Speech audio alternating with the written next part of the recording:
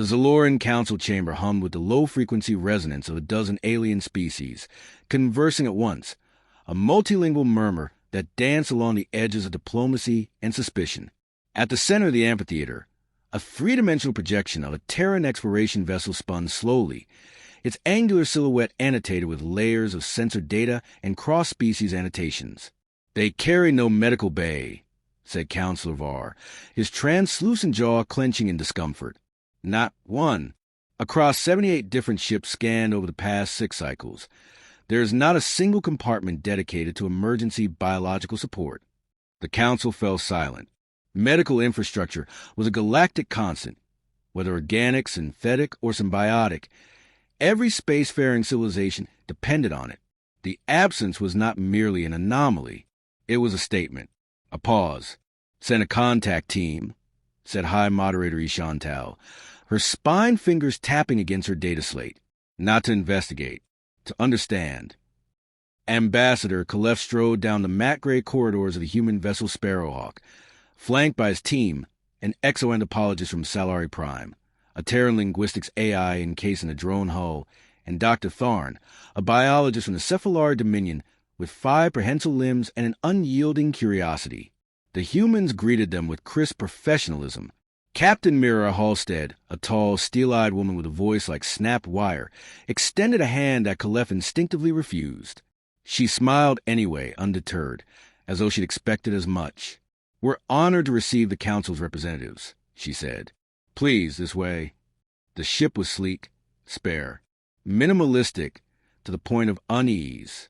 Every chamber they passed, command, storage, life support, was functional, pristine, efficient.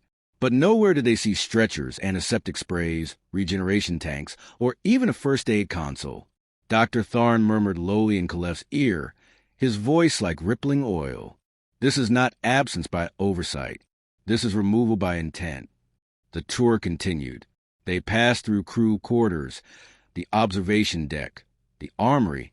In each, the same pattern. Extreme optimization, no waste, no excess. The human crew moved with smooth rhythm, alert, capable, and strangely silent outside of orders. In the galley, Lieutenant Ruiz offered refreshment in the form of nutrient pouches and filtered hydrosol. Dr. Tharn asked casually if medical emergencies occurred often in deep space. Ruiz blinked. "Hardly ever," he said. "We're equipped to endure. We don't break easily. And if you did?" Tharn pressed. The lieutenant smiled without warmth. "We don't." Khalef caught the edge in the answer. It wasn't pride. It was something darker. Later, in the diplomatic lounge, a small, windowless compartment softened only slightly by wall-mounted screens displaying oceanic views from Earth. They discussed formalities, trade, cooperation, cultural exchange. But the room was heavy with what wasn't being said. "You must understand," said Dr. Tharn finally, unable to restrain himself. "To the wider galaxy, healing is not an indulgence. It is identity. How a species repairs itself reveals what it values. What does it say about humanity that it does not even attempt?" Captain Halstead looked directly at him, not angrily, almost sympathetically. "It says," she said softly, "that we had to evolve past the need, or die trying." The silence that followed was long and cold. After the delegation retired to the temporary quarters assigned to them, Khalef reviewed the day's recordings. The humans were too composed, their ship too immaculate. There was control here, total and unrelenting, but not serenity. It felt more like containment. The real nature of that control revealed itself just 2 days later. It started with a tremor in the ship's core. A radiation surge flared unexpectedly during a maintenance recalibration. Engineer Rachel Monroe was caught in the plasma conduit's feedback arc. Her screams tore through the comm system before it cut. Khalef and his team raced toward the disturbance but were blocked at a corridor junction. Human security stood rigid and immovable. "Restricted," one said curtly. "Please return to your quarters." "She's injured," Tharn snapped, his tendrils coiling in alarm. "You need my assistance." "We don't," the guard said, without emotion. In the hour that followed, the alien delegation was confined. Monitors blanked. Access routes sealed. The atmosphere shifted. They did not see Rachel again until they hacked into the maintenance feed, rerouting encrypted subfeeds through the drone AI. What they witnessed was no triage. Rachel lay on a table, limp, skin charred, half her body ruined. But no painkillers were administered, no tissue grafts, no robotic surgeons. Instead, 2 crew members stood over her with instruments that looked more like tools and medical gear, forceps, bone drills, synthetic fluid injectors. There was no ceremony, no hesitation. They worked on her like she was machinery. And then she moved. Her body convulsed as a synthetic compound flooded her veins, spider webbing beneath the skin like living circuitry. Burnt flesh sloughed off like old bark. Beneath it, new tissue, not regrown, reassembled. Her eyes opened, and for a moment, the look in them was not entirely human. Dr. Tharn backed away from the screen. "They're rebuilding themselves," he whispered. From the inside, Khalef didn't respond. He was still watching. In the recovered audio, Captain Halstead entered the room quietly. She stood beside Rachel, who was now sitting upright, hair scorched off but alive. "Alert. You're stable?" the captain asked. Rachel nodded. System restored. No memory loss. Minor neural echo. Halstead placed a hand briefly on her shoulder. "Good. You got 6 hours before second shift." Rachel smiled faintly. "That's plenty." The recording ended. Khalef sat in silence for a long time. Then he turned to the others. "We came to understand them," he said. "I think we have only begun to." And yet, there was no fear in his voice. Only awe. The screen dimmed, but the memory of the regenerated human did not fade. The crew's composure, their calculated efficiency, the absence of pain or ritual. They weren't hiding a med bay.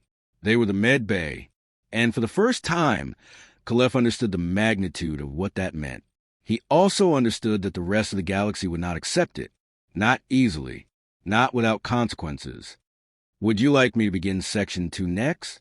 Rachel Monroe stood in the corridor outside the engine core less than 24 hours after the incident, pale but upright. Her skin, freshly grown, held an unnatural smoothness, as though it hadn't decided yet whether to resemble its old self or something new. The alien delegation stared at her, wordless. Her gaze passed over them without pause. "Back on duty?" Khalef asked carefully. Rachel tilted her head. System integrity confirmed. No residual damage. It was not how injured beings were meant to speak, not how survivors spoke. There was no tremble, no flicker of vulnerability. She was neither proud nor shaken, only operational. Dr. Tharn watched her walk away with a growing sense of dread. "That was not healing," he said under his breath. "That was replacement." In the conference chamber later that day, Khalef requested a formal audience with Captain Halstead. She agreed without resistance, but arrived alone, hand behind her back, posture relaxed. Her eyes, however, held the sharpness of a blade. "You access restricted ship feeds," she said without preamble. "We had reason to believe one of your crew was in danger," Khalef answered, his tone firm. "We acted out of concern. She was in danger, and she recovered." Halstead's voice was steady. "What is it you want, Ambassador?" Khalef hesitated. Around him, his team sat tense, unsure if they were on the verge of revelation or condemnation. "I want to understand what happened in that room," he said. "The technology, the procedure, the transformation." Halstead considered the word. Her lips curved, neither a smile nor a smirk. "You're not the first to ask," she said, "but you may be the first who's willing to listen." She activated a holopad. A recording began to play, but this time it was older, grainy footage of Earth from nearly 2 centuries prior. Cities swallowed by climate collapse, pandemics erupting without cure, wars over dwindling resources. Then came the images of human test subjects, burned, broken, irradiated, yet rising from their injuries with artificial organs, skin woven from programmable stem threads, bones laced with carbon fiber. Voices spoke over footage, government officials, biotech pioneers, desperate civilians, all echoing the same refrain. "We cannot afford to die the way we used to. We invent healing, Halstead said. We abolished it. We engineered redundancy into the body. Regeneration isn't treatment anymore. It's protocol. Kalef's throat was dry. But the cost? It's high, she admitted. We lose pain. Not just a sensation, but its purpose. Empathy dulls. Some of us never really sleep again. There are trade-offs, but our crews survive. And the med bays? Tharn asked, voice hushed. They were a liability, Halstead said simply. A weakness. They implied that harm needed coddling. We design ourselves not to require the idea of being hurt, only of being repaired. Tharn recoiled. You don't heal. You're reassembled. Semantics, Doctor. No. Philosophy. Kalef raised a hand. What about psychological trauma? Identity strain? If you could be rebuilt endlessly, at what point does continuity break? Halstead met his eyes, for the first time not as a superior officer, but as something closer to human. That's the part we haven't solved, she said.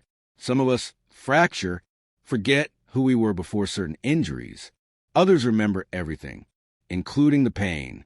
But it's not the kind of damage a scalpel can reach. She paused and added, that's why most of us don't talk about it. Not with outsiders. Not even with each other. Silence stretched between them, like a wound that refused to clot. Later that cycle, Kalef called a private session with his team. The room was dim, filtered for comfort across their various sensory spectrums. No one spoke for several minutes. Then Tharn finally said, we must report this. To the council? Asked the Salari anthropologist. And say what? That humans have made themselves unkillable but unfeeling? That they've sacrificed medicine for machinery? They've sacrificed being organic. Tharn replied. There must be limits. Kalef stood, pacing. He was torn. Every diplomatic instinct urged him to preserve balance. Every personal instinct told him they had just crossed into something the galaxy had never seen before. They are still human, he said, as much to himself as to the others. Are they? Tharn challenged. Because that woman who looked at us in the corridor today, she had no fear, no shame, no recognition of what she endured. That's not strength. That's something else. Kalef couldn't argue with that, but he also couldn't shake the image of Rachel rising from that table, whole, unshaken, and alive. That night, while the others rested, Kalef returned to the observation deck. He didn't activate the star screen. He sat in darkness, staring at his own reflection in the thick glass. Halstead arrived without announcement, as though summoned by thought alone. Can't sleep? She asked. No, he said. I've seen too much. Or perhaps not enough. She stood beside him, arms crossed. For a moment, she was quiet. You think what we've done is monstrous, she said softly. I think it's unprecedented. Kalef replied. I think you made a choice the rest of the galaxy didn't know it could make. Would you rather we stayed fragile? She asked. That we clung to traditions that let billions die? No, Kalef said, surprising even himself. But I wonder if you lost something essential when you stopped needing to be saved. Halstead's face was unreadable in the dark. We lost a lot, she said finally, but we gained time, and time lets us reach stars no one else dares to. Well, what came after fear? They stood in silence. In his quarters, Dr. Tharn began drafting a report that would shake the galactic consensus. A warning, not against violence, but against inevitability. He knew what the council would do. Restrictions, quarantine, perhaps sanctions. And maybe that was right. But somewhere else on the ship, Rachel Monroe was calibrating a plasma injector, humming softly to herself. The tune had no lyrics, just a melody she couldn't quite remember where she'd learned. And Kalef, watching her from the shadows of the corridor, understood the true conflict. Not between human and alien, but between what was natural and what would come next. What we become when we no longer break. What happens when we forget how? Would you like me to begin Section 3 next? The silence that fell over the Galactic Council chamber when Kalef submitted his report was not due to disbelief, but uncertainty. It wasn't just the content. The detailed description of human physiological reconstruction, the absence of medical bays, the footage of Rachel Monroe's regeneration. It was what it implied, that humanity had stepped outside the known evolutionary path and was walking, unchallenged, towards something unrecognizable. The silence ended with an emergency session. Kalev sat at the edge of the central dais, his face displayed on dozens of angled screens. Representatives from dozens of species stared back, their expressions a mix of horror, fascination, and poorly concealed envy. Beside him, Dr. Tharn had grown stiff, as though holding himself together through sheer force of will.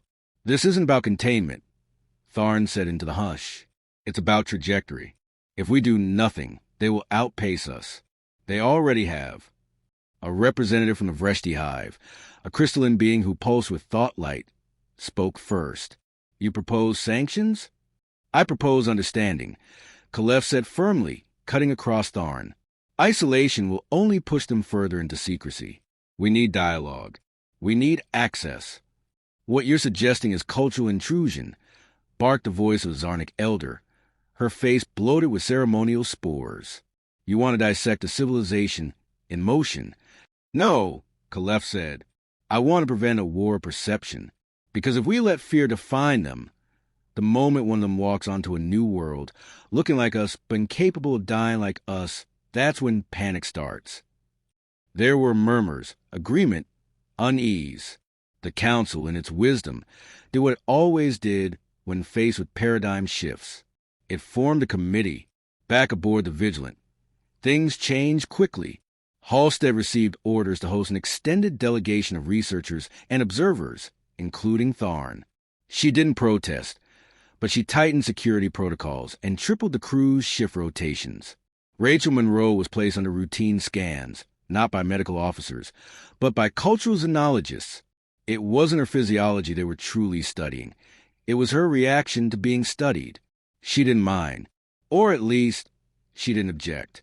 She answered questions with neutral efficiency, allowed herself to be imaged, sampled, and monitored. It was only during one session, while staring at a hollow render of her regrown tissue, that she spoke unprompted. "I used to be afraid of needles," she said. The room paused. Tharn, leading the interview, leaned in slightly. "When did that change?" "The second time I died." The casual delivery was as chilling as it was illuminating. Outside the lab, Kalev stood with Halstead near the viewing window. He glanced sideways. "How many of your crew have died?" Halstead didn't answer immediately. She watched the sterile room where Rachel sat, legs crossed, posture perfect. "All of them," she said at last. Kalev absorbed the word slowly, like poison that didn't hurt until it reached the heart. In the following days, tensions mounted among the visitors. Some were enthralled by human resilience, others increasingly disturbed. A few began avoiding direct contact. There was something uncanny about the crew, always alert, always composed, like machines fine-tuned to simulate sentience rather than feel it. Then the incident happened. A minor systems fault triggered a pressure lock failure in one of the portside labs. A hull breach was imminent. Protocols engaged instantly, sealing off the section and evacuating personnel. But one of the council scientists, a juvenile Bjarni linguist, had wandered off-path during a ship tour and found herself trapped. Rachel reached her first. The door wouldn't open. The bulkhead was already groaning. With no time to reroute power, Rachel used her bare hands. The synthetic tendons of her arms flexed as she tore through the emergency override. The metal sliced deep into her flesh, bloodless, clean, as if designed for such violence. When the door finally opened and the girl stumbled out gasping, Rachel collapsed. By the time Tharn arrived, Rachel was already standing again. Her wounds were sealing. The BRNE girl clung to her side, too stunned to speak. "She should have died," Tharn muttered. "She did," Halstead said, appearing behind him. "Just briefly." The rescue changed everything. The committee, previously split in opinion, now leaned heavily in one direction. Reports were revised. Language shifted. Abomination became augmentation. Unnatural was replaced by advanced. The council, so often paralyzed by cultural relativism, now saw only potential. It was Dr. Tharn who resisted. He confronted Kalev in their shared quarters, fury in his usually placid eyes. You're letting admiration blind you.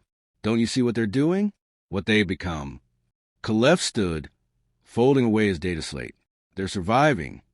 No, they're replacing themselves, bit by bit, until there's nothing left to call human but the name. Khalef studied his old friend. What if this is the next step? Tharn shook his head. Then it's a step away from soul, from meaning. Pain teaches us. Mortality defines us. Khalef didn't answer, because part of him agreed, and the rest was already beginning to wonder. That evening, Khalef found himself back at the observation deck, watching the stars blur past. Rachel joined him again, as if drawn by gravity of habit. He hesitated, then asked, "Do you remember your first death?" She nodded. Orbital fire. Uncontained plasma. There was screaming. "Yours?" She frowned slightly. "No, someone else. I couldn't speak by then. Lungs were gone." Khalef swallowed. "And after?" "Black. Then waking. Pain at first. Then numbness. Then clarity." He turned to her. "And do you still feel human?" Rachel tilted her head. "I feel functional. Is that the same?" He looked away, toward the stars. "I don't know," he said. "I'm not sure it ever was." As the ship hurtled deeper into unknown space, its human crew never paused, never faltered. The visitors began requesting body scans of their own. Discussions of cooperative augmentation quietly began. The age of medicine was ending. The age of modification had begun. And somewhere beyond the reach of any telescope, something else, something older, watched humanity's ascent and began to prepare. "Would you like me to continue with Section 4? 3 cycles passed. By then, Vigilant no longer felt like a human ship. It had become something else, an orbiting crucible of evolving thought, a drifting forum where old beliefs frayed and new ideologies took shape. Delegates no longer observed, they collaborated. Experiments were no longer hidden. They were live-streamed across coalition channels. Human design was no longer feared. It was studied, imitated, quietly desired. But something had changed in Rachel. Khalef noticed first. She had always been efficient, always composed. But now there was delay in her responses, a subtle lag in expressions, as though her internal processes were misaligned. One morning, she failed to report for diagnostics, prompting an alert. When found, she was in the engine bay, unmoving, staring at a quantum drive coil with eyes that flickered between focus and disorientation. Dr. Tharn was summoned. "She's destabilizing," he said after an hour of silent scanning. "Not physically, cognitively. Her neural lattice shows fragmentation." Halstead's expression remained unreadable. "It can be repaired." Tharn turned sharply. "That's the problem.